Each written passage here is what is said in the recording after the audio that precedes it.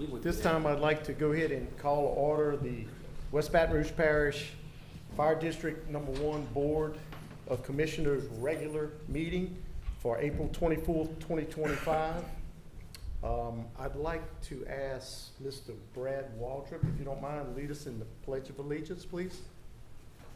I pledge allegiance to the flag of the United States of America and to the republic for which it stands, one nation, under God, indivisible, with liberty and justice for all.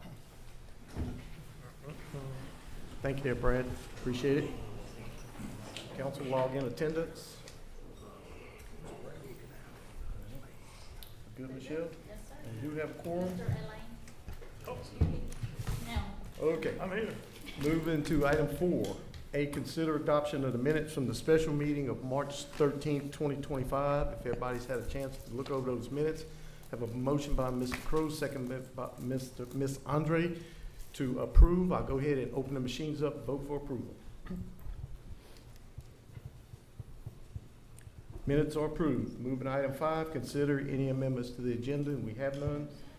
Item 6, public comments. Before we get started on public comments, let me just reiterate the rules on public comments. Council has adopted a 3-minute rule. We have clock where you can see if you're at the podium.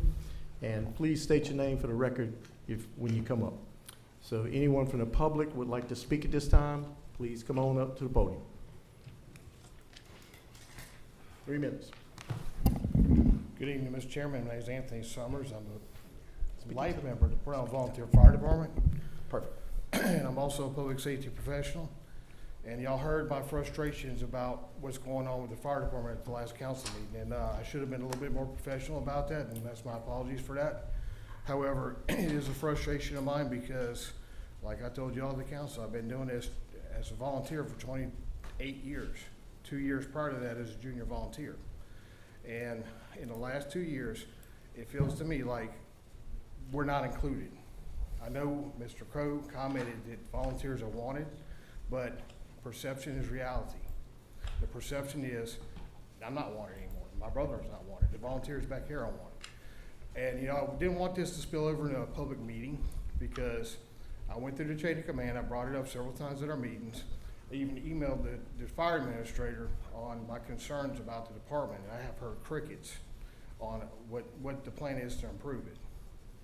You know, joint training is a must for the safety of the fire department, the firefighters, and it's a must to know that we're a cohesive team. So when we get on a scene, we know what we're doing. I know what the paid guys are doing, the volunteers know what, and vice versa. There's other departments around us that do this, and they've been very successful. Livingston Parish Fire District 4, West Feliciana Fire Department, Iberville Fire Department. They all train jointly. And the advantage is, like I said, they enhance trust, cohesion, and overall safety of the firefighters and the citizens. Because I'm not here to gripe, I'm not here to complain. I want to fix the problem. I want us to get back to where we train together, where I know who's who. So they know me. I know I can go hang around the station and kind of meet the firefighters. But you know, it's been my experience when I go around the station, they're too busy doing other extracurricular activities to have a conversation, a meaningful conversation. And one of the other things is, you know, the communication breakdown. We were getting regular emails from the fire administrator about what was going on in the department, and that's pretty much stopped. I don't recall the last email I got from him. The other thing is, with volunteers and paid guys working together, Zachary Fire Department did a joint training demonstration with paid and volunteer firefighters to enhance the trust in the community, that they had their backs. Like I said, I know I'm up here and voicing my concerns, and I know my counterparts behind me, some of them have different opinions on it, but I want to make it clear that I want to be a part of enhancing the fire department and making it a place where we can serve the citizens and save lives and property. And that's all I have to say. Okay, thank you. Thank you. Anyone else from the public would like to come up and speak at this time? Oh, no, go ahead. State your name for the record, sir. John Summers. Speak in the mic too. It picks up better on video. Oh, I appreciate it. I like watching myself on the video. All right, so Thank you. My brother talked about unity, and I want to build on that by focusing on growth, inclusion, and opportunity, not just for us, but the entire parish. Let's start with the future. A junior volunteer program could engage high school students, those interested in firefighting, EMS, and our public service. It builds our future bench and strengthens community connection. When it comes to recruiting adults, we can't wait for people to show up. We need to start partnering with churches, veterans groups, trade schools, hosting firefighter for a day events, offering flexible support roles for those who can't always run calls. We need to make volunteering feel like an opportunity, not an obstacle. Just as important, we need to train together. Regular joint training, paid and volunteer, improves coordination, builds trust, and re-engages people who want to serve, like myself and my brother, and these other fine gentlemen here. And other departments across the river are already doing this, and in the area, I'm not gonna harp on that again. But some volunteers may view us who speak up as being negative. But speaking up isn't a sign of disrespect. It's commitment. We're not here to criticize. We're here to contribute, to help this department be the best it can be, because I know it can be the best. I grew up in this department as a kid. I've served in this department coming back from Iraq and Afghanistan. I know what it can do. And when we rebuild the trust inside the department, we rebuild the trust with the public. And that's something that we need to do, because I want to be proud of the uniform that I wear for West Baton Rouge. I want to be proud to say, I'm part of West Baton Rouge. I want to have people come up to me and say, we appreciate what you do, and you're not even getting paid for it, because I literally pay dues to be part of this organization. I'm literally paying. So when citizens see paid and volunteers working together side by side, training together, responding together, it sends a powerful message. This department is unified and here for everyone. But we need leadership to believe in that vision too. Volunteers are not the past. We are a vital part of the future. We are not here to be managed or minimized. We're here to serve the public. Let's build something together. Thank you for your time and for listening. All right, thank you, John. Thank you. Thank you. All right, anyone else from the public would like to speak? State your name for the record, sir. I'm Charles Diffie. I've been with the fire department for 50+ years. I do want you to know there is some mixed emotions in the fire department, but we'll try to work them out best we can. But mainly what I want to say tonight is the things that we've accomplished this past year and prior to this. We've picked up some new equipment, new fire trucks, rescue units, and right now we also picked up a whole bunch of these young paid firefighters, men and women.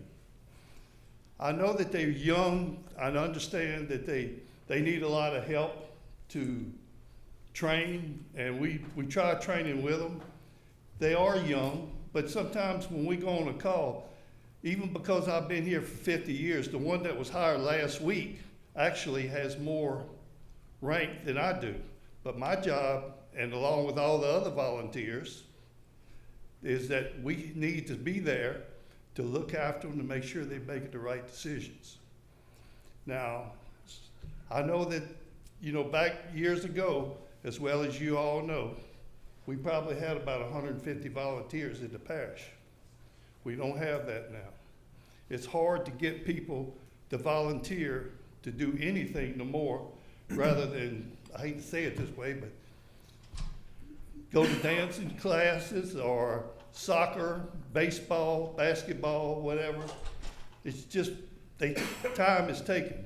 But I do want you to know that if I had a problem, even with my chief today, and if I thought things wasn't going right, I would be here to tell you it's not going right, you need to make a decision. But I'm here to tell you tonight, we have nothing to worry about you have nothing to worry about with our fire department. We're doing the job. I think we're putting out a good image to the citizens of West Baton Rouge. And thank you for listening. Thank you. Absolutely. Thank you, Charles. Thank you. Okay, anyone else from the public would like to come up and speak on the public comments? Anyone from the public?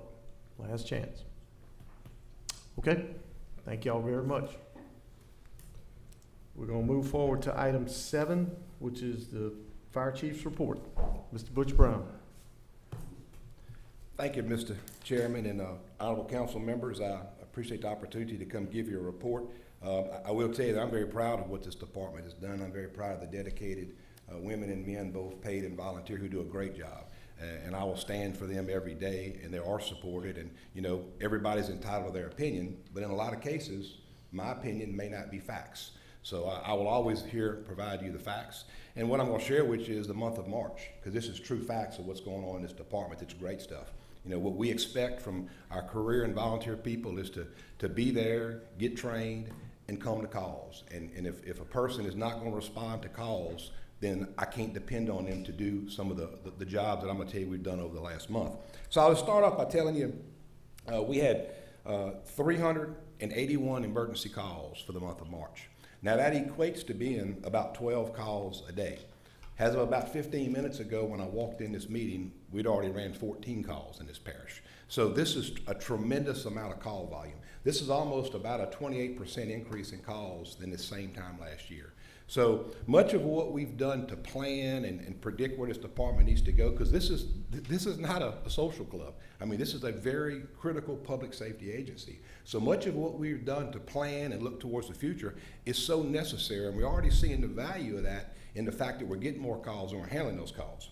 So to kind of break those calls down, 3 of which were major structure fires, 235 of those calls were EMS calls. In the month of March, we transported 190 people in our ambulances to the hospital.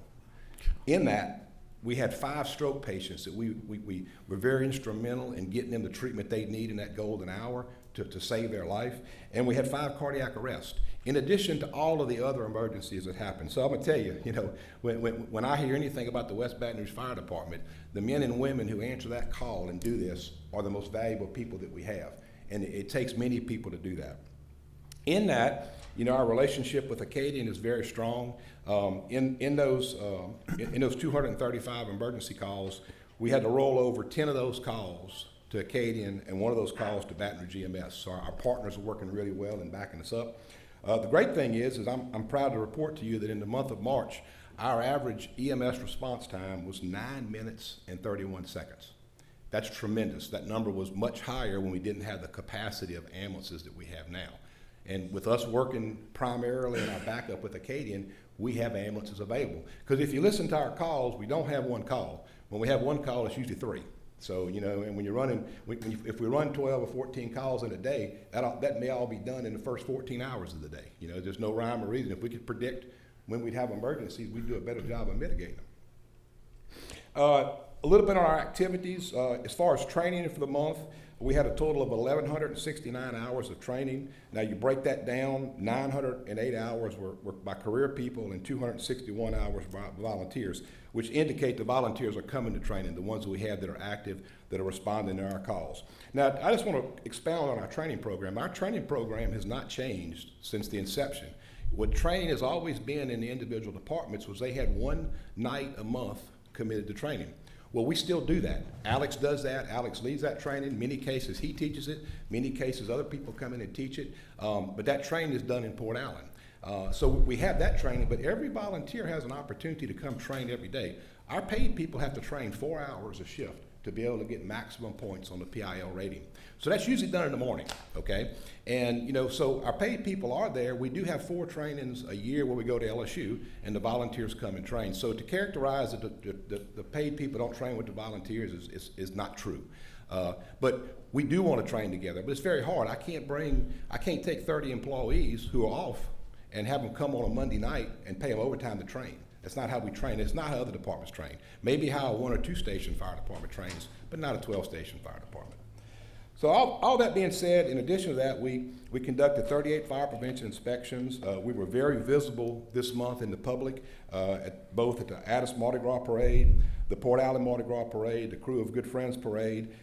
We participated in the Read Across America at Caneview and also the Career Day at Caneview. Remember, our goal is to reach 23,000 people a year to get maximum points on the grading. So when we go to all these events, you know, we're giving information out about the department, we're doing recruitment, but we're also giving fire safety information out, and that's really served us well. Our current staffing is really great. This is something I hadn't been able to report to you too often. You know, now with our 7 on duty and running 2 ambulances full-time, and we run a 3rd ambulance with part-time people, our minimum staffing now is 11 people per shift. And that is becoming very helpful in our firefighting side. Just last month, we had 2 significant fires where 1 truck would have got there first with 1 person, but the medic unit got there, so we pulled up with 3 people and made a significant difference in stopping that fire. So it's amazing what a few people will do when they show up and help. We can save lives and save property. We had 2 firefighters successfully complete the EMT certification. We have 1 in EMT training. We just recently put an advertisement for bid to buy 25 new self-contained breathing apparatus. We have more breathing apparatus than we need because the rating requires less, but half of our equipment is old and outdated, so we finally got a system to replace it. When these 25 come in, you know, we'll have right about 45 that are modern day breathing apparatus, and then we're gonna fill in the gaps, you know, in future budgets. So that's a really important thing to get done. We've been fielding the Class 3 fire rating. I mean, the calls and response, you know, from the community has been tremendous. I haven't had anybody call and tell me I'm gonna call my insurance company and keep paying the same rates. They're very excited that we're a Class 3 parish-wide, and we're certainly promoting that. The design work is still continued on the North Station for Rougon Road. I guess we're still... Tonight we're going to take that up. Oh, so good. So it's in y'all's hands. And then the last thing is, we all know about the significant rain event this morning. We took in about 2 inches of water in Station 6 in Addis. So we got to get it dried out. So we relocated the firefighter and the medic unit to Antonio Road, Station 4. So that's going to be a little delayed response here. Hopefully we get them back in here in the next couple of days when we drive out. I'll answer any questions that you might have. Council? I do. Yep. Alan, go ahead. I want to go back to training. You give me some numbers, and I didn't have my ink pen in my hand to write them down right quick. So, how many hours of training you had last month in March? The month of March, we had a total of 1,169 hours. 1169. Yes, sir. Okay. How many was full-time guys? The career people were 908. Say that again. 908. 908. Okay. And the volunteers were And volunteers was 261. 261. Yes, sir. Okay. Now, percentage-wise, what percentage of that's about 25% or so volunteer. What's your percentage of full-time guys versus volunteer guys? So you talk about numbers? I guess number-wise, yes. Yeah. So we have about 40 full-time employees. Yes, sir. We have 20 volunteers on the rolls. I would say 5 of those turn out in fire gear and fight fire. The others are our support people, which go to fires and help us on the scenes. We treat the training the same with those folks. So, you know, that's kind of the, you know, but you got to realize that the paid people are getting training every day when they work. So 10 days a month they get training. So numbers will always be higher. Yep, I do understand, yes, sir. I guess basically what I'm trying to do, you know, is look at the opportunity for the full-time guys versus the part-time guy or the volunteer guys. And from numbers wise, if I take it in percentage, which I'm a big math guy, percentage guy, looks like it's right in line with the hours that your active guys are getting, your active volunteers are getting versus your guys that are required to be there. So I mean, Yes, sir. To me, that tells me that the opportunity's there. And I'll just expand on it. The opportunity definitely is there. And anybody, we communicate that anybody is willing to go and take a class at LSU Fireman Training, we will send them any extras they want to do. And honestly, when we get the training center built, we'll do a better job in providing training, because there's certain training we can't do here, and we got to go to a real training center. But you know, anybody's welcome. I mean, and we kind of did a reset. I know Councilman Gordon was at a meeting I had with the volunteers a couple months ago to start getting things going with the new rate, and which was a great communication meeting. Why anybody would think that wasn't. But in that meeting, we talked extensively about, hey, if you work shift work, come to the station on Saturdays and train with the people. And we also have an opportunity if you do online training, if if you're in need of training. But from my perspective, we probably have about 10 or 12 volunteers that are extremely active, and those folks are at the meetings. We tried a thing last year where we would do a training up north. Every quarter we'd go up north and we'd go down south and do everything in Port Allen. But when we went up north and went down south, we had more people from the Port Allen area going those trainings, so we just said, let's just do it all in Port Allen. So we've tried a bunch of different things to make sure that we're reaching it. But if someone needs training, we're going to get them training. And I think that the circumstances that we work under, we're doing a good job of getting training. Could we do better? Yeah. I mean, we could do a training class every week if we had the people to do that. I don't know that we, with 8 or 10 people real active, that they would be enough of them there to do a comprehensive training course. Okay. Any other questions for Butch while he's up? Council? All good? Okay, I guess with that said, thank you, Butch, for your report. We appreciate it. Thank you, Butch. Okay, moving to item 8, communications with board members and or elected appointed officials. I guess, council, this is y'all time if y'all have any comments. I just want to personally thank all you folks who do this, men and women. I did it for many years. It's a challenge, but really appreciate what everyone does as a volunteer. Okay. Anyone else? Council? Y'all good? Okay, I guess at this point, we to item 9, we're going to adjourn. As far as the council meeting, we should be able to start it at 5:30, regular time. I got a motion by Mr. Babin to adjourn.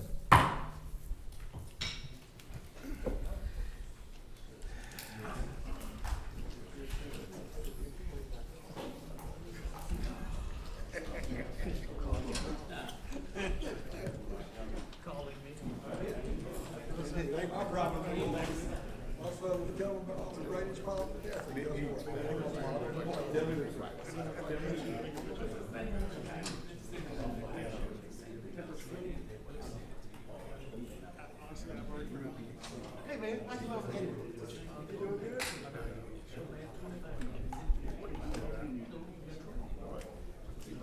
Let me go over here and talk to Phil.